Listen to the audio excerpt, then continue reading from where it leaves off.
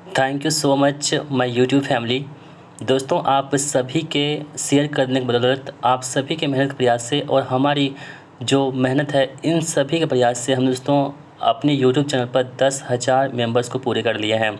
तो इसके लिए आप सभी को बहुत बहुत धन्यवाद कि आपने हमें इतना सहयोग किया है। दोस्तों, मेरा मानना है कि अगर हम अच्छे से मेहनत करते हैं, ईमानदारीपूर्वक मेहनत करते हैं, तो हम ज़रूर आगे बढ़ते हैं। भले वो हम धीरे-धीरे बढ़े, लेकिन ज़रूर बढ़ते हैं। तो दोस्तों, इस पे हमको रुकना नहीं है, हमें आगे भी बढ़ते रहना है। हम आपके साथ मेहनत करेंगे, आपको भी मेहनत करना होगा और हम सभी मिल कर के सफल होंगे, ठीक है? तो दोस्तों, हमने आपके लिए कंप्यूटर का जो है ना प्रैक्टिस सेट स्टार्ट किया था मिशन बी स्पेशल 2024 के अंतर्गत।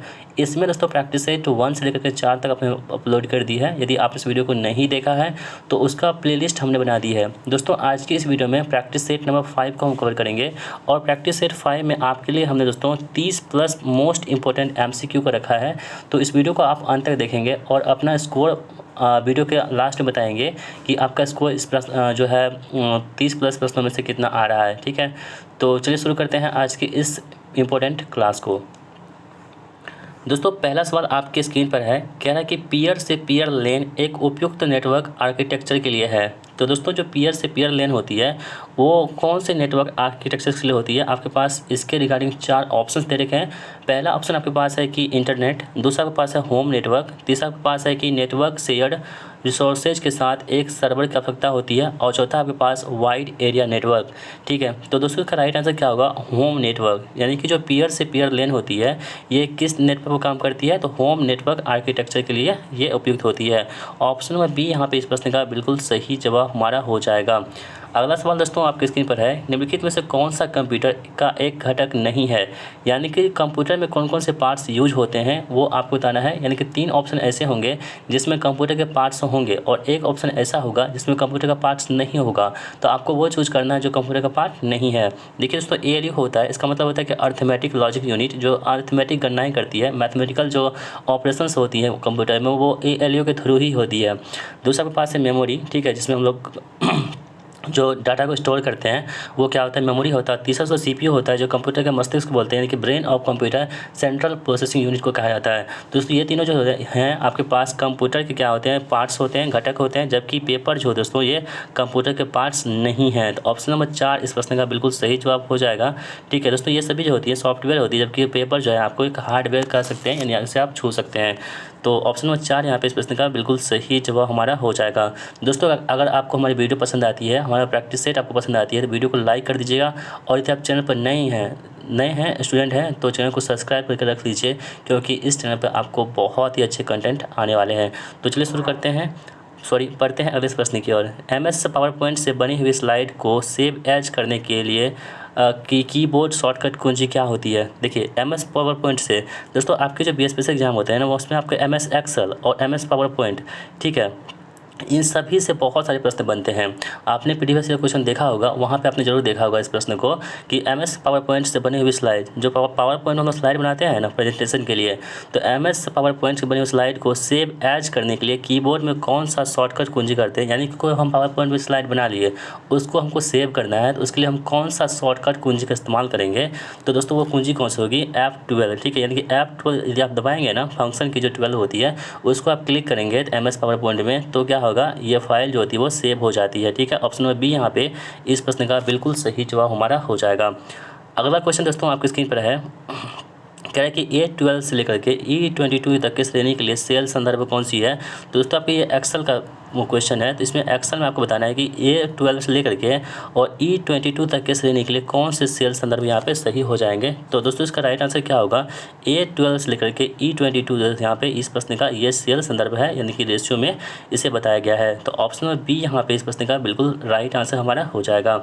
चलिए पढ़ते हैं अगले सवाल की ओर। डाटा फ्लो डायग्राम पर सर्किल क्या प्रदर्शित करते हैं? तो दोस्तों, जो डाटा फ्लो डायग्राम होते हैं ना, इस पर सर्किल जो होता है वो क्या प्रदर्शित करते हैं आपको बताना है। दोस्तों, सर्किल जो होते हैं वो ट्रांसफॉर्मेशन प्रक्रिया को बताते हैं, ठीक है। ऑप्शन नंबर सी यहाँ पे इस प्रश्न का बिल्कुल सही जवाब हमारा हो जाएगा। फाइल ऑपरेटिंग सिस्टम द्वारा प्रयुक्त हार्ड ड्राइव पर फाइलों का फिजिकल लोकेशन की पहचान के लिए कौन सी प्रणाली होती है? यानी कि देखिए, जो फाइल ऑपरेटिंग सिस्टम होती है ना, उसके तो जो हार्ड ड्राइव पर फाइल के फिजिकल लोकेशन यानी कि जो फाइल है वो कहाँ पे रखा गया है, उसको कौन पहचान जो है वो कौन प्रणाली करती है। तो दोस्तों इसका सही जवाब क्या होगा, फैट करती है। ऑप्शन नंबर सी यहाँ पे इस प्रश्न का बिल्कुल राइट आंसर हमारा हो जाएगा। एम एस पावर पॉइंट में प्रत्येक पेज डैश कहलाता है। ठीक है दोस्तों, यहाँ पे एम एस पावर पॉइंट की हम बात कर रहे हैं, और एम एस पावर पॉइंट में जो प्रत्येक पेज होता है ना, उसे हम लोग क्या कहते हैं। तो दोस्तों अभी हम तुरंत बताए थे, उसे हम स्लाइड कहते हैं। क्या बोलते हैं, स्लाइड कहते हैं। और स्लाइड को सेव करने के लिए दोस्तों क्या करते हैं हम लोग, F12 का कुंजी का शॉर्टकट का मतलब कि उपयोग करते हैं। तो ऑप्शन नंबर बी यहाँ पे इस प्रश्न का बिल्कुल राइट आंसर हमारा हो जाएगा। दोस्तों जितने भी हम यहाँ पे प्रैक्टिस सेट आपको करवा रहे हैं ना, सभी इंपॉर्टेंट है। ठीक है, जितना आपके पास आँखों से जितने प्रश्न आप गुजर जाएंगे उतना ही अच्छा रहेगा। ठीक है, तो आप क्वेश्चन का प्रैक्टिस पर बहुत ज़्यादा ध्यान दीजिए। किसी भी एग्जाम को क्रैक करने के लिए प्रैक्टिस बहुत ही ज़्यादा इंपॉर्टेंट होता है। तो आपको जहाँ से भी प्रश्न मिले ना, आप वहाँ पर लगाते रहिए प्रश्नों को। ठीक है, तो दोस्तों हमने भी आपके चैनल पर अपने चैनल पर बहुत सारी वीडियो अपलोड कर दी हैं। आप प्लेलिस्ट देखेंगे ना, तो आपको बहुत सारी प्रैक्टिस सेट जो है आपको देखने को मिल जाएंगे। तो जब भी आपको टाइम मिले आप लोग ज़रूर विजिट कीजिए प्लेलिस्ट को, और सभी प्रैक्टिस सेट को देखते चलिए, क्योंकि आपके एग्जाम में इससे बहुत ही फ़ायदा होने वाला है। अगला क्वेश्चन आपकी स्क्रीन पर है कि इनमें से कौन सा एप्लीकेशन एमएस ऑफिस से संबंधित है। ठीक है, जो एमएस ऑफिस होती है उससे कौन सा एप्लीकेशन जो यहाँ पे संबंधित है आपको बताना है। तो दोस्तों यहाँ पे देखे होंगे आप लोग, जीमेल दोस्तों क्या होता है ना, ये गूगल का पार्ट है, ये एमएस ऑफिस का नहीं है। ठीक है दोस्तों, क्रोम जो है ना, ये भी क्या है, गूगल का एक जो है ना, गूगल का क्या है आपके पास, तो एक ये क्या ब्राउज़र है। ठीक है, और फोटोशॉप तो आपको जानते हैं दोस्तों, इसमें फ़ोटो बनाते हैं। जबकि दोस्तों एमएस ऑफिस का जो है ना वर्ड है, एमएस वर्ड हम लोग पढ़ते हैं ना, तो वही है MS word. Option number A यहाँ पे इस प्रश्न का बिल्कुल सही जवाब हो जाएगा। दोस्तों अगला सवाल आपकी स्क्रीन पर है, एमएस वर्ड 2019 में इंसर्ट टेबल ऑपरेशन के माध्यम से कितने कॉलम डाले जा सकते हैं, उनकी अधिकतम संख्या क्या है। ठीक है, देखिए एमएस वर्ड 2019 की हम बात करें यहाँ पे, इंसर्ट टेबल ऑपरेशन के माध्यम से कितने कॉलम डाले जा सकते हैं और उनकी अधिकतम संख्या कितनी होगी। दोस्तों उसकी अधिकतम संख्या 63 हो जाएगी। ऑप्शन नंबर बी यहाँ पे इस प्रश्न का बिल्कुल राइट आंसर हमारा हो जाएगा। एक वर्क बुक में कम से कम कितने सीट्स होनी चाहिए। ठीक है दोस्तों, एक वर्क बुक जो होती है उसमें कितने सीट्स होने चाहिए कम से कम, यानी डिफ़ॉल्ट रूप से दोस्तों कितना होना चाहिए, एक होना चाहिए। ऑप्शन नंबर ए यहाँ पे इस प्रश्न का बिल्कुल राइट आंसर हमारा हो जाएगा। कम से कम एक सीट तो होना ही चाहिए। ठीक है, अधिकतम कितनी हो सकते हैं, लेकिन कम से कम जो है ना वो एक होना ही चाहिए। ठीक है, यानी मिनिमम। निम्नलिखित में से कौन सा दूरसंचार सॉफ्टवेयर उपलब्ध दूरसंचार सुविधा का उपयोग करता है और दूरस्थ कंप्यूटर पर आपको उपयोगकर्ता करने की अनुमति देता है। तो दोस्तों ये कौन सी होती है, ये टेलनेट होती है। ठीक है, ऑप्शन नंबर डी यहाँ पे ये सही हो जाएगा। चलिए बढ़ते हैं अगले सवाल की ओर। दोस्तों आपके एग्जाम में जितने प्रश्न पूछे जाते हैं ना, सभी चैप्टर से हमने क्वेश्चन को लेने की कोशिश की है। बाकी दोस्तों आपको हमारी वीडियो पसंद आ रही है तो वीडियो को ज़रूर लाइक कर दीजिएगा। विंडोज़ एक्सपी ऑपरेटिंग सिस्टम में नए सॉफ्टवेयर को इंस्टॉल करने के लिए कंट्रोल की प्रोग्राम यूटिलिटी को प्रोग्राम को जोड़े या हटाएं में से किस विकल्प का उपयोग करते हैं। तो दोस्तों ये करते हैं हम लोग नए प्रोग्राम जोड़े, यानी कि ऐड न्यू प्रोग्राम का इस्तेमाल करते हैं। किसमें, तो विंडोज़ एक्सपी ऑपरेटिंग सिस्टम में नए सॉफ्टवेयर को इंस्टॉल करने के लिए इसका इस्तेमाल करते हैं। इसलिए ऑप्शन नंबर बी यहाँ पे इस प्रश्न का बिल्कुल राइट आंसर हमारा हो जाएगा।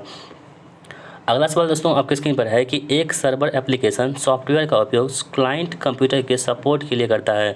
तो कौन करता है दोस्तों, ये क्लाइंट जो कंप्यूटर है इसके लिए कौन करता है, तो ये आपके बैक एंड करता है। ठीक है, ऑप्शन नंबर ए यहाँ पे इस प्रश्न का बिल्कुल राइट आंसर हमारा हो जाएगा। कौन सा प्रिंटर इम्पैक्ट प्रिंटर का प्रकार है। ठीक है दोस्तों, प्रिंटर जो होती है बहुत सारे प्रकार की होती हैं, जैसे कि आपका लेजर प्रिंटर हो गया, इंक प्रिंटर हो गया। तो इसी प्रकार से यहाँ पे इम्पैक्ट प्रिंटर की हम बात कर रहे हैं। तो कौन सा ऐसा प्रिंटर है जो इम्पैक्ट प्रिंटर का एक प्रकार हो जाएगा। तो दोस्तों ये कौन सा हो जाएगा, डॉट मैट्रिक्स प्रिंटर जो है ना, ये क्या है आपके पास, तो मतलब कि एक इम्पैक्ट प्रिंटर हो जाएगा। ठीक है, ऑप्शन नंबर जो डी है यहाँ पे इस प्रश्न का बिल्कुल राइट आंसर हमारा हो जाएगा। एमएस एक्सेल में पंक्तियाँ को कैसे गिनते हैं। ठीक है, जो एमएस एक्सेल है ना, इसमें जो पंक्तियाँ होती है इसको हम लोग कैसे गिनते हैं। देखिए अल्फ़ाबेटिकली है, अल्फ़ा न्यूमेरिकली है। ठीक है, न्यूमेरिकली है और स्पेशल कैरेक्टर है। तो दोस्तों ये प्रश्न जो है ना आपको हम वीडियो में करवा चुके हैं, तो हम चाहते हैं इसका आंसर आप सभी लोग कहाँ देंगे, कमेंट बॉक्स में देंगे। ठीक है, क्योंकि आपको हम बता चुके हैं तो आपको इसे ये याद होना चाहिए। तो यदि आप याद करते हैं, रिविज़न करते हैं, तो ज़रूर इसका जवाब हम लोग कमेंट बॉक्स में देंगे। आप लोग क्या कीजिएगा, 15 लिख करके और 15 का आंसर क्या होगा आप ABCD वो कर दीजिएगा, तो हम समझ जाएंगे आपका आंसर क्या है। ठीक है, चलिए बढ़ते हैं अगले सवाल की ओर। माइक्रोसॉफ्ट एक्सेल का निम्नलिखित में से कौन सा फंक्शन चयनित डेटाबेस प्रविष्टियों में अधिकतम मूल्य देता है, तो दोस्तों ये कौन सा करता है, डी मैक्स देता है। कौन सा, डी मैक्स, यानी कि अधिकतम मूल्य कौन देता है, डी मैक्सिमम। यहाँ पर देख पा रहा होगा आपको, तो ये देता है। चलिए बढ़ते हैं अगले क्वेश्चन की ओर। आप निम्नलिखित को दबाकर एक्सेल में पूरी रो को सिलेक्ट कर सकते हैं। तो दोस्तों देखिए एक्सेल में क्या होता है, रो कॉलम होता है ना, तो कौन सा ऐसा आप कुंजी दबाएंगे जिससे कि पूरा रो जो होता है ना वो सिलेक्ट एक बार में हो जाएगा। ठीक है, तो यहाँ पे शॉर्टकट कुंजी की हम बात कर रहे हैं यहाँ पे। तो दोस्तों इसका सही जवाब क्या होगा, शिफ्ट प्लस स्पेस बार यदि हम क्लिक करते हैं तब क्या होता है, पूरी रो जो होती है वो क्या होती है, सिलेक्ट हो जाती है। तो ऑप्शन नंबर डी यहाँ पे इस प्रश्न का बिल्कुल सही जवाब हमारा हो जाएगा। MS एक्सेल 2016 में निम्नलिखित में से कौन सी आकार की मान श्रेणी नहीं है। तो दोस्तों वो कौन सी नहीं है आपको बताना है। तो यहाँ पे देखिए कॉल इंस नहीं हो जाएगी, जबकि फ्लो चार्ट है, रेक्टेंगल्स है और लाइन्स है, जबकि दोस्तों कॉल इंस इसमें नहीं होती है। किसमें, MS एक्सेल 2016 की यहाँ पे बात हो रही है। ठीक है दोस्तों, बढ़ते हैं अगले सवाल की ओर। पहला वेब ब्राउज़र कहाँ विकसित या डेवलप किया गया था। तो देखिए पहला वेब ब्राउज़र है ना दोस्तों, ये सर्न यानी कि कहाँ पे है, तो आपका स्विट्ज़रलैंड में पड़ता है ये। यहीं पर सबसे पहला जो वेब ब्राउज़र को डेवलप किया गया था। ऑप्शन नंबर ए यहाँ पे इस प्रश्न का बिल्कुल राइट आंसर हमारा हो जाएगा। निम्नलिखित में से कौन सा एक्सेल में डेट एंड टाइम फंक्शन है। ठीक है, तो दोस्तों देखिए डेट एंड टाइम फंक्शन जो है एक्सेल में कौन सा होगा आपको बताना है दोस्तों। तो ये क्या होगा, नाउ। ठीक है, ये आपके एग्जाम में प्रश्न पूछा जा चुका है। जो नाउ है ना दोस्तों, ये क्या होती है, आपके पास डेट और टाइम का एक फंक्शन होता है। किसमें, MS एक्सेल में। अगला क्वेश्चन है कि लेन द्वारा सबसे अधिक उपयोग की जाने वाली तकनीक कौन सी होती है। ठीक है, तो लेन दोस्तों क्या होता है, लोकल एरिया नेटवर्क होता है। तो लेन द्वारा सबसे अधिक उपयोग की जाने वाली जो तकनीक होती है वो कौन सी होती है आपको बताना है। ये होती है इथरनेट। क्या होती है, इथरनेट होती है। ऑप्शन नंबर सी यहाँ पे इस प्रश्न का बिल्कुल राइट आंसर हमारा हो जाएगा। ठीक है दोस्तों, बढ़ते हैं अगले सवाल की ओर। डायल अप नेटवर्किंग क्या है। तो देखिए डायल अप नेटवर्किंग जो होती है ना, ये होती है ए मॉड्यूलेशन टेक्निक होती है। क्या होती है, ए मॉड्यूलेशन टेक्निक जो होती है वो डायल अप नेटवर्किंग का एक प्रकार होती है। इसलिए ऑप्शन नंबर सी यहाँ पे इस प्रश्न का राइट आंसर हमारा हो जाएगा। डैश नियम का एक सेट है जो कंप्यूटर एक दूसरे से बात करने के लिए उपयोग करते हैं। तो दोस्तों वो कौन सी होती है, प्रोटोकॉल। ठीक है, प्रोटोकॉल जो है ना एक प्रकार के नियमों का सेट होता है। ठीक है, जो कंप्यूटर एक दूसरे के बात करने के लिए क्या होती है, उपयोग करते हैं। इसलिए प्रोटोकॉल यहाँ पे इस प्रश्न का बिल्कुल सही जवाब हमारा हो जाएगा। किस प्रकार की ट्रांसमिशन मीडिया को नियमित टेलीफोन तार के रूप में जाना जाता है। तो दोस्तों वो कौन सी होती है, ये होती है ट्विस्टेड पेयर वायर। क्या होती है, ट्विस्टेड पेयर वायर जो होती है ये आपको नियमित टेलीफोन तार के रूप में जाना जाता है। इसलिए ऑप्शन नंबर बी यहाँ पे सही जवाब हो जाएगा। एक रेंज में मध्य संख्या को खोजने के लिए किस फंक्शन का उपयोग करते हैं। तो दोस्तों वो फंक्शन होती है कौन सी, मीडियन। ठीक है, इसे आप मीडियन मतलब क्या होता है, मध्य होता है ना, इसी का हम लोग उपयोग करते हैं। WIMX का क्या तात्पर्य होता है, यानी कि WIMX जो है ना इसका फुल फॉर्म क्या होता है आपको बताना दोस्तों। ये होता है वर्ल्ड, W से क्या हुआ वर्ल्ड, I से क्या हुआ इंटेरोपेरेबिलिटी फॉर माइक्रोवेव एक्सेस। ठीक है, यानी कि ऑप्शन नंबर सी यहाँ पे सही जवाब हो जाएगा।